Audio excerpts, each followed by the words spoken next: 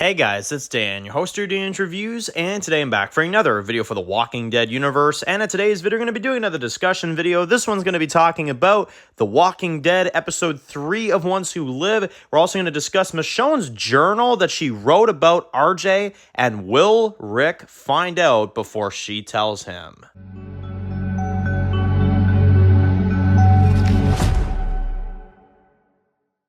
Alright guys, this one's going to be doing a review today. This one's going to be doing a review for the Walking Dead universe. And in today's video, we're going to be doing another Q&A video leading up to episode 3 of The Walking Dead Ones Who Live. Of course, this weekend, we're going to get another episode of Ones Who Live. Very excited for it, of course. We're going to go through your Q&A comments. We're going to go through some questions you guys had leading into the episode and all that fun stuff. So, very excited for episode 3. Like I said, we got a few more days left. Tomorrow, we'll do our Let's Chit Chat video, of course, before the episode and give our final, predictions and thoughts on it, of course. This season is already flying by. We're already at episode 3. We're already getting a promo for episode 4. I mean, pretty soon. Like, that's insane. I'm cherishing all the weeks because it apparently really is just a 6-episode event. So I'm enjoying this as much as I possibly can because I know by the snap of a finger it's going to be over. So, and then who knows what else we'll get if Rick's story will continue or if it won't. Who knows what's going to happen, but it's a really intense show. It really puts you on the edge of your seat, so I'm curious to see what happens. But first question for today comes from Unicake, who says that, Dan,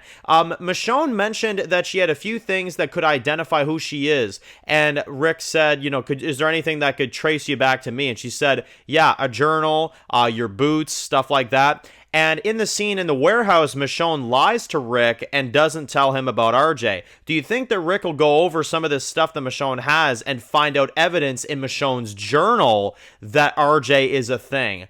Wow. To be honest, really, really good theory. I really like that because I didn't think of that, But you're absolutely right. Is there anything that may trace you back to me? I remember Rick asked her that before she surrendered to the helicopter. And she did mention a journal, and in the journal, we saw her writing in it in the series finale, right? And she said, I know you're back there, just like your brother is out there, just as sure as I am that he's still out there. That is a really good detail. Honestly, I didn't even catch up on that. So maybe that'll go nowhere. Maybe, it is possible that, maybe it won't go anywhere at all. Maybe she'll tell him and he won't look through it. But yeah, that would be a huge bombshell. Imagine a scene where Rick is going over the journal in like his apartment or whatever, and he looks at it and he reads that, and he's just like, you get that look, Andrew Lincoln, he's an amazing actor, that look of just fear,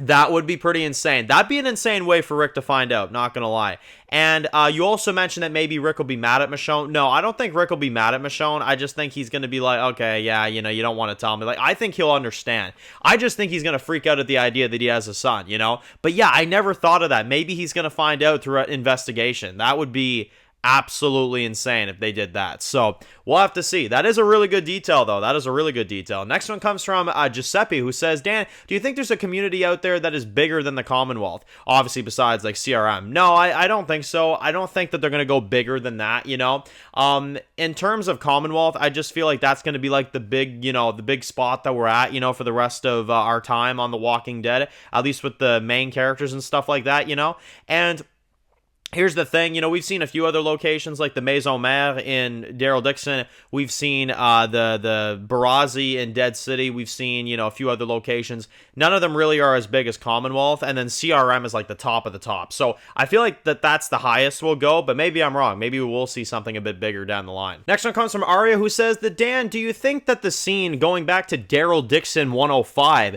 when she said that Daryl, somebody came back, do you think that the reason why she is sad about it, because she does sound sad in that scene, do you think it's because she's sad that Michonne is dead but Rick is back? Not impossible. Not gonna lie to you, not impossible. I always made this kind of prediction back in the day that I thought Michonne was gonna die, and that would be really horrible if she died. That would be really sad. I'm not against the idea. Call me crazy. I'm not against the idea. I just hope that they do it in a good way, because this show being advertised as a big love story is a big red flag for me. It's a really big red flag. I'm very worried about Michonne, admittedly, in the final few episodes. I'm not really worried for Rick because I feel like Rick would, he's going to live. I feel like there's more to come for his, character and stuff like that. Michonne, I'm not going to lie to you, I'm a little worried about her, yeah. I don't know if it's the brightest idea to kill her off after all this time of her being away, but I'm not against it as long as they do it in a good way. Rick, though, you don't fucking kill Rick. You know what I'm saying? Like, you do not kill Rick. Then you'll have me pissed. But Michonne, I love Michonne dearly to my heart. I really do. But I do think there's a way for them to make her death work. I do. It has to be done in the right way. It's very unlikely, guys. I'm gonna be honest. It's very unlikely that I'm gonna like Michonne's death. Unless they come up with a really great way of doing it, then maybe. But if that's a big character to kill, you have to have some tight writing on your hands there, years of planning out a series, right? So I don't know, right? Is that why they took so long, right? You never know. So never know. But, again, we'll have to see. I don't think that's necessarily 100% what it could be. Hell, it could be that Alexandria has been bombed and Carol is absolutely traumatized and she goes out there to find Daryl because it's urgent. She's like, look, Alexandria just got fucking demolished by the CRM. Get the hell back here, That could definitely be it as well, too. But we know that someone came back, so it definitely could be Rick. But in the process, Alexandria got murked because they were tracked back home, right? That could also be what it is. So, never know. But I do agree, Carol sounded pretty sad there. I don't know if we'll get any details of it in Daryl Dixon. Maybe we will. Maybe they're purposefully releasing Ones Who Live first and then releasing, Daryl Dixon Book of Carol in the summer is maybe because there are some connecting points. Wouldn't be shocked, but again, we'll have to see. So, but I love this because, again, you're watching Ones Who Live and then you're thinking, well, there could be connections to Daryl season 2, It's really exciting to watch the franchise kind of, play out like that, Really fun. It's like a puzzle, But yeah, in terms of the whether or not I think that Michonne will die, look, I think it's possible, but yeah, it's going to be really tough. Next one comes from Dope, who says that Dan, I actually am very curious. How do you think that Jadis ever managed to get the CRM to make a deal with her at a junkyard? Seeing how CRM pretty much wipes out anybody they see on the outside of their territory, how do you think Jadis managed to make a deal with the CRM for supplies and tradings and all that stuff? Honestly, yeah, I've had that question too. I'm not gonna lie. And here's what I'd say about it. It's not a Ones Who Live problem because Ones Who Live isn't the one that developed that. It's the problem of Season 7 and Season 8, because the writing in Season 7 and 8, as I've stated many times, I'm sure a lot of people could agree, Season 7 and Season 8 of the main show were not all that well written. They had their moments, but they weren't all that well written,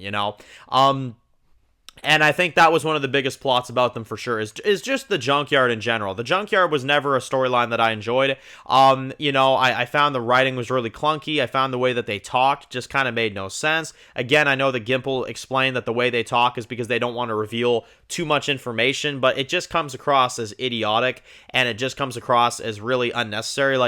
Dangers everywhere. Need guns too. It's like, you mean to tell me we need guns too? You can't say that extra word there, you fucking dumbass. You know what I'm saying? But anyway, point being, let me get to my point here.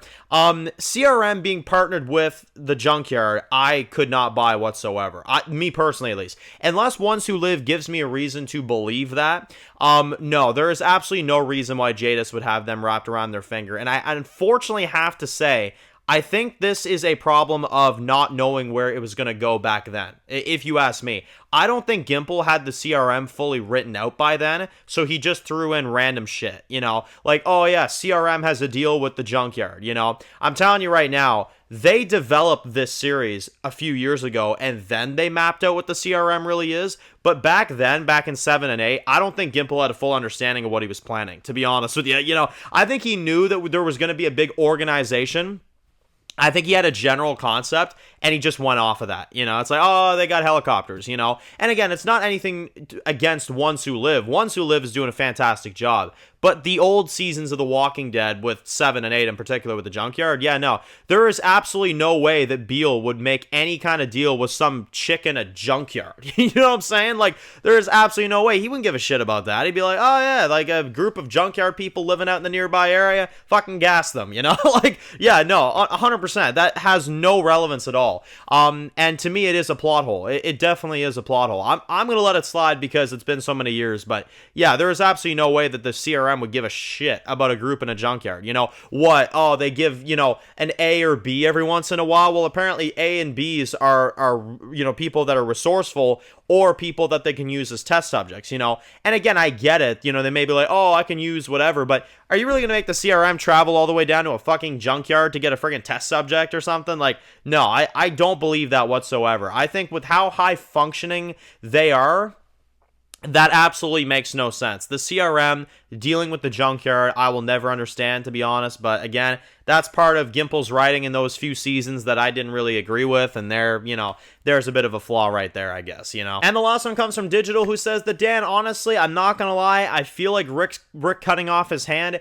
to get to Michonne and some of these other things is going to result in some horrible things. And they go into how they think that the season could actually even end, potentially with Alexandria getting bombed and Rick having no choice now but to stay at the CRM and staying as a soldier.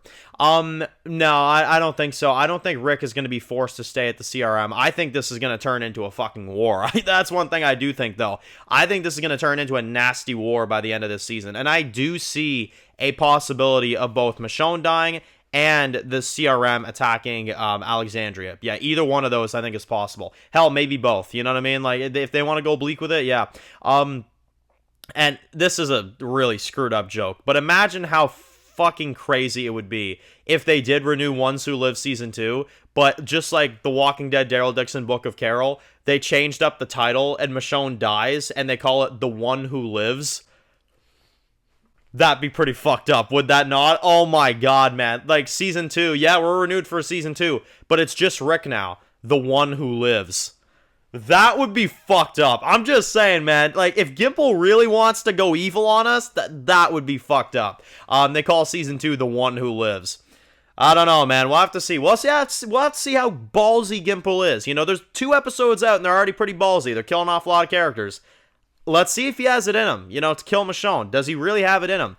I feel like he does. He killed Carl. So, shit, man. Who knows? But just don't kill Rick, and I'll be alright. So, thank you all for watching, guys. Of course, post comments down below. Are you excited for episode 3 of The Ones Who Live? Post all your hype down in the comments. And, of course, if you're new to the channel and you enjoy videos like this, make sure to click the subscribe button so you don't miss any of the videos of The Walking Dead. Make sure to follow me on Dan's The Walking Dead Reviews Instagram, guys. And, of course, I'll see you guys really soon for more videos of The Walking Dead universe. Enjoy the rest of the day, guys, and peace out.